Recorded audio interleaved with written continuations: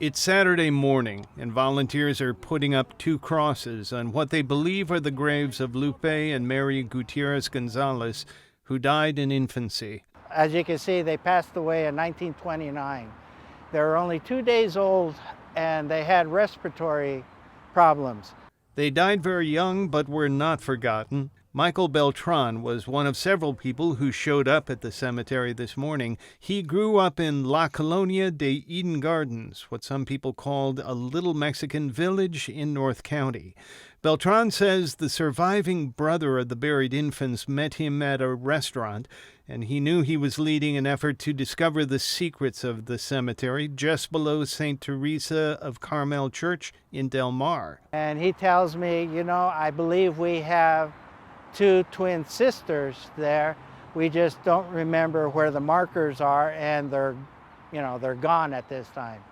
Beltran and other members of the La Colonia Community Foundation eventually made contact with an archaeologist named Jimmy Daniels. Daniels uses ground-penetrating radar, GPR for short. He scanned the graveyard and produced a report that outlined multiple underground anomalies that he believes are grave shafts, most of them unknown and unmarked. They have a record of the number of people that were buried here, and it doesn't match the number of markers that we have. Daniels believes the twins, Lupe and Mary, are buried here, based on stories from the community and scans by ground radar.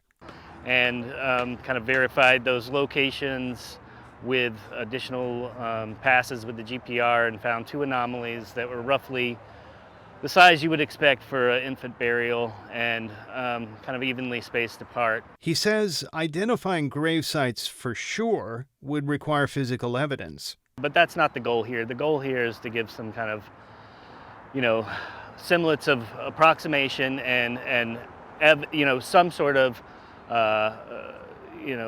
scientific evidence to kind of back up the locations of these burials without disturbing, the integrity of the burials. A small community, most of them with family connections to La Colonia, has formed to erect new grave markers and keep the graveyard clean, like Lupe Trejo, whose grandparents are buried here. I like coming out here. It's fun to see the families. I enjoy reading the headstones, even though I've seen them a million times. I wipe them down, whatever I can do. How many more grave sites will be identified is hard to say. There are lots of them. Beltran says practically every step you take in this place, you're walking above a grave.